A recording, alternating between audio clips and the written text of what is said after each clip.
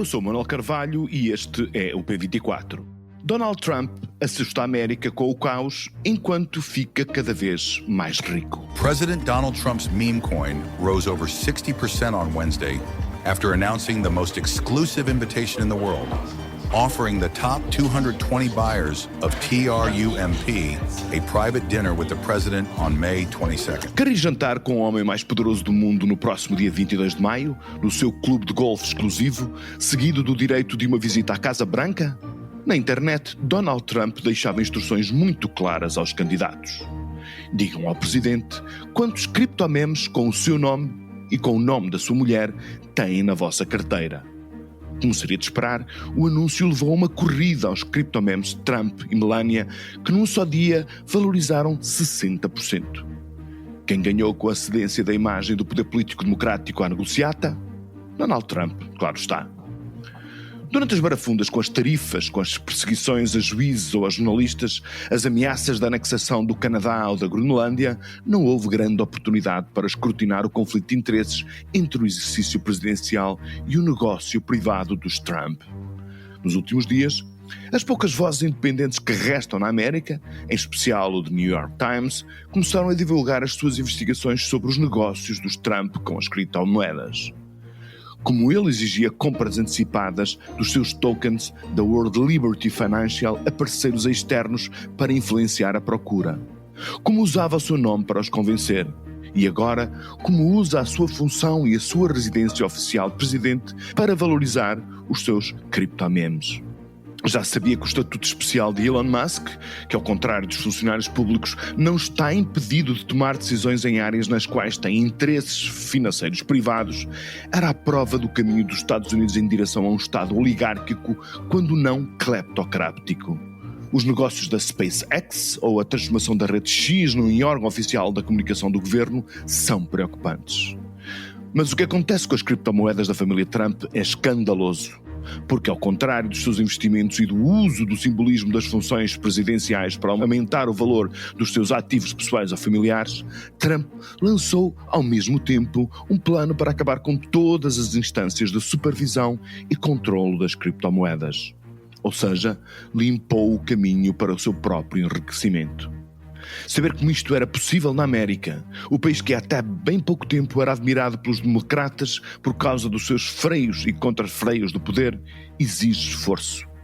Mas existe também proximidade e conhecimento desta brutal transformação da América. Por isso, convidamos para este episódio do P24 Pedro Guerreiro, jornalista e correspondente do Público nos Estados Unidos da América. Este é o P24.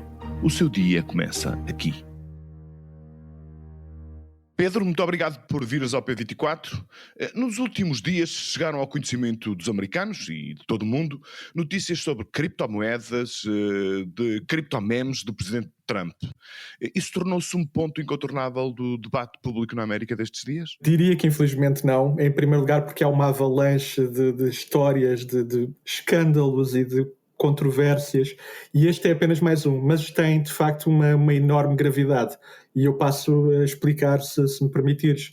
O New York Times publicou uma peça investigativa sobre uma companhia chamada World Liberty Financial, que é uma companhia na área das criptomoedas, lançada, gerida pelos dois filhos mais velhos de Donald Trump, Eric Trump e Donald Trump Jr., que são simultaneamente os filhos que têm tomado conta do império empresarial da família.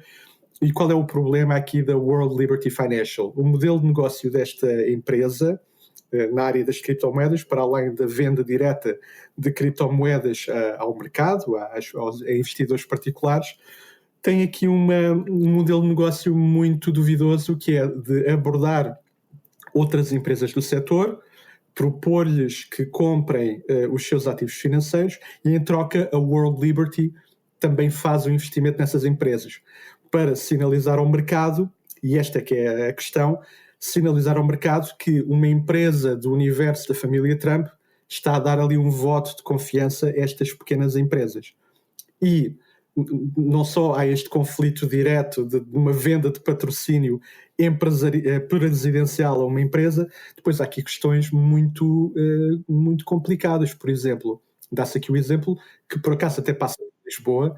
Há uma empresa chamada Etena Labs, tem sede em Lisboa, que está associada a um empresário chamado Arthur Hayes. Esse empresário, em 2022, declarou-se culpado de uma irregularidade financeira, foi condenado a 6 meses de prisão domiciliária. Em março, recebeu um perdão presidencial de Donald Trump.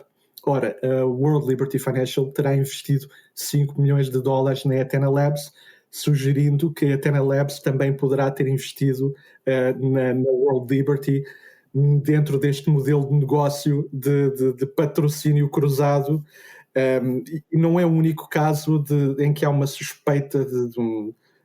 Enfim, nós estamos apenas a ler o que está no New York Times, não estamos nós a fazer um juízo. Sim, mas há uma outra coisa que se calhar, Pedro, pergunto-te, ainda é talvez mais evidente do ponto de vista, portanto, aquilo que se designa por ser um conflito de interesses, que é também uma notícia que veio no New York Times, mas, portanto, houve outros órgãos de comunicação social norte-americanas que a reproduziram, enfim, porque isso é público, foi exposto na internet, que é o presidente dizer que quem comprasse, portanto, os seus crypto-mem tinha direito, portanto, os que mais comprassem tinham direito a um convite especial, portanto, os 220 que mais comprassem tinham direito, portanto, a um convite especial, portanto, para um jantar, portanto, num dos seus clubes de golfe, um jantar privilegiado, preferencial, com o Presidente da República, e incluindo uma visita depois à Casa Branca. Enfim, é claramente alguém que está a usar a sua imagem, o prestígio institucional da Presidência da República dos Estados Unidos da América, portanto, a Casa Branca, para promover os seus negócios. Exato, está a vender o acesso à Casa Branca, não é verdade? E a questão das criptomoedas é como não permite uma grande transparência, apesar do que é propalado pelos os evangelizadores da criptofinança, abre aqui uma porta muito problemática, que é, tu não podes, enquanto cidadão português, por exemplo, contribuir para uma entidade política norte-americana. Isso está completamente vedado, está completamente proibido.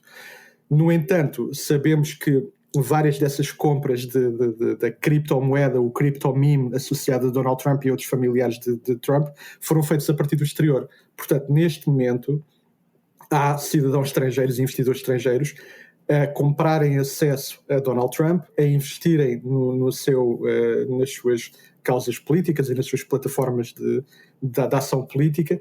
Isso é altamente problemático. E, novamente, regressando ao World Liberty Financial, um aspecto que o New York Times detalha é que esta empresa serviu para canalizar investimentos no comitê de inauguração da tomada de posse de Donald Trump em janeiro, que também devia, em teoria, estar apenas ter um acesso exclusivo para cidadãos e investidores norte-americanos, mas houve claramente dinheiro a vir de países asiáticos, nomeadamente, para esse fundo, através da World Liberty Financial. Ou seja, Donald Trump, a sua plataforma política, está a ser financiada também por investidores estrangeiros, completamente à revelia do que são as leis de financiamento político e partidário nos Estados Unidos. Houve uma coisa que tu falaste, Pedro, aí, portanto, que já tinhas dito, portanto, do caso concreto, portanto, de alguém que estava, enfim, tinha sido condenado e que foi ilibado, portanto, pelo Presidente. Mas, ao mesmo tempo, parece haver, e os jornais, e em concreto o New York Times, têm dado conta disso, que há uma ofensiva legislativa por parte da administração norte-americana no sentido de liberalizar, de terminar, portanto, toda e qualquer atividade regulatória ou controladora das instâncias da administração do Estado norte-americano em relação às criptomoedas. Tens a ideia de que isso que é uma questão que seja do conhecimento da generalidade das pessoas? Ou seja, por exemplo, deixa-me fazer uma pergunta de uma forma bastante mais direta, que é para, enfim, quem nos ouve perceber do que é que nós estamos exatamente a falar. Por exemplo, isso é uma notícia da televisão? Não é. Em primeiro lugar, nós, fora dos Estados Unidos, talvez estejamos melhor informados sobre certos aspectos da vida norte-americana, porque seguimos o New York Times, a CNN. Por exemplo, a CNN não é um canal muito visto no dia-a-dia nos Estados Unidos. O que tu tens são estas redes locais de televisões afiliadas depois a emissoras nacionais, como a Fox News, como a ABC, mas tem um foco noticioso hiperlocal. E quando expande para a atualidade nacional, não vai tocar nesta questão das criptomoedas, que é bastante esotérica para o americano comum. Portanto, eu acho que há apenas uma elite dos norte-americanos que por acaso lê o New York Times ou o Wall Street Journal que estão um pouco mais bem informados. Mas confirmando o que tu estás a dizer, e voltando à peça do New York Times, o New York Times lembra 2 aspectos fundamentais da desregulação no setor das criptomoedas. Em primeiro lugar, Trump ordenou ao equivalente norte-americano da CMVM para deixar de dar prioridade a esta área, tanto que já caíram várias investigações, incluindo investigações a investidores desta tal World Liberty Financial, como o Justin Sun, um empresário chinês que deu 75 milhões de dólares, ou investiu 75 milhões de dólares nesta empresa e que viu já investigações que o visavam serem arquivadas agora em fevereiro.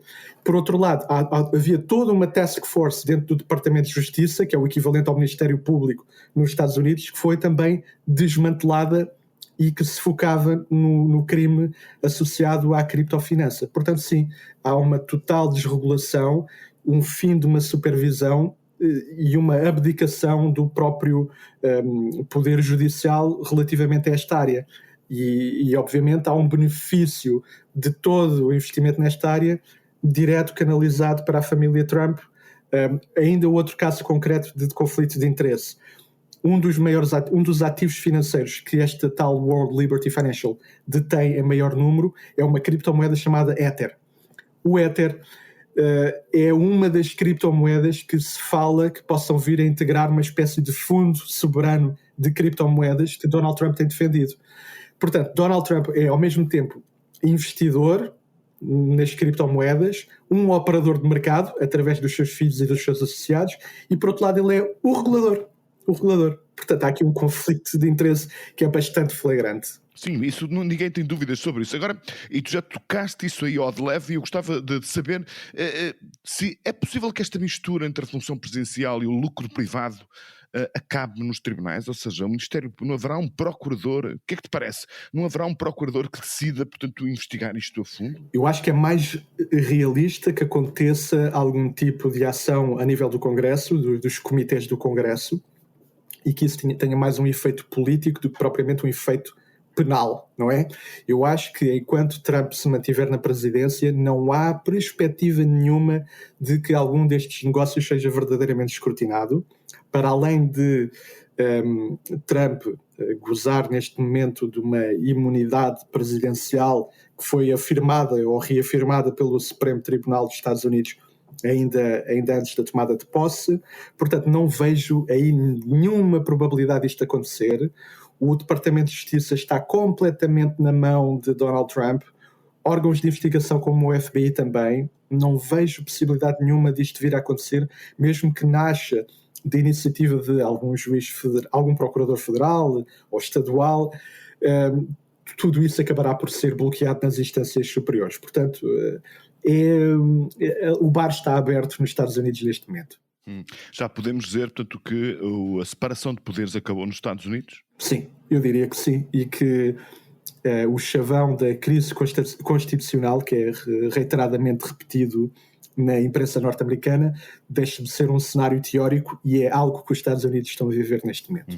Portanto, temos à nossa frente, portanto, um caminho, um horizonte de total incerteza sobre o que é que pode acontecer, e aquilo que pode acontecer é, portanto, a deriva de uma democracia que durante décadas era de alguma forma exemplar para todo o mundo, caminhar rapidamente e inexoravelmente para o autoritarismo. Incluíste no grupo das pessoas que veem as perspectivas da América com esse pessimismo? Sim, eu durante muito tempo, enquanto jornalista, eu penso que tu também terás esse dilema, nós às vezes tendemos a tentar serenar os nossos próprios ânimos a um ponto em que se torna difícil chamar os bois pelos nomes, mas acho que às vezes precisamos de um momento de lucidez e de facto o que está a acontecer nos Estados Unidos é uma deriva muito clara rumo ao autoritarismo, ou pelo menos a um afastamento muito claro do que é uma democracia normal, liberal, de modelo europeu ou ocidental. Agora, se isto é uma situação sem retorno, vamos ver. Eu aí sou um pouco mais otimista. 2026 vai ser um ano de eleições intercalares. toda a Câmara dos Representantes e parte do Senado vai estar em jogo, e não tanto por causa destas questões éticas, mas sobretudo por causa da economia.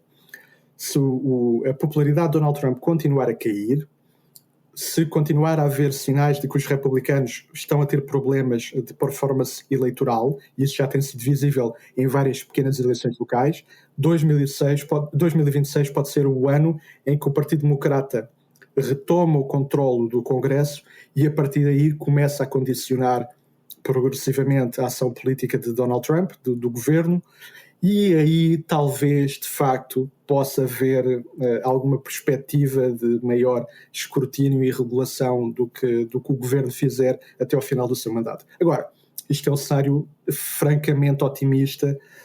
Estes 100 dias que agora se assinalam foram de constante ultrapassagem de linhas vermelhas que eu penso que mesmo as pessoas mais pessimistas não estavam à espera que fosse tão rápida.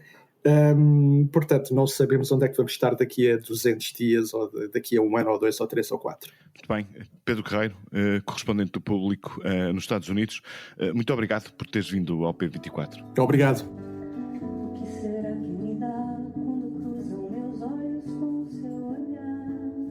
O mundo parece pequeno. Toquinho está de volta a Portugal, desta vez acompanhado por uma cantora da nova geração, Camila Faustino. Se o cantor, compositor e violonista é justamente conhecido, até pelos seus 11 anos de colaboração com Vinícius de Moraes, Camila Faustino merece ser ouvida e destacada. É uma das surpresas com que a música brasileira nos vai presenteando, felizmente. Os concertos de Toquinho e Camila estão agendados para o dia 17 de maio, no Coliseu do Porto AGAs, e no dia 27, no Auditório dos Oceanos, do Casino Lisboa, ambos às 21h30. Uma nota aos interessados: se querem mesmo assistir a um destes concertos, não deixem de se apressar na compra de bilhetes. Os portugueses são, há muitos anos, dedicados apreciadores da grande música do Brasil. E agora têm de partilhar a procura de lugares com os brasileiros que estão entre nós. O que é sempre uma vantagem, porque um concerto com a alegria esfuziante dos brasileiros é sempre outra coisa, uma coisa melhor. O P24 regressa na segunda-feira. Tenha um bom fim de semana. Quando cruzam meus olhos com o seu olhar, o mundo parece pequeno e o ar que eu respiro parece voltar. Meio que mais. Para não perder os novos episódios, subscreva este podcast do Público na sua aplicação preferida. Para além deste programa, há mais para descobrir em público.pt/podcasts. O Público fica no ouvido.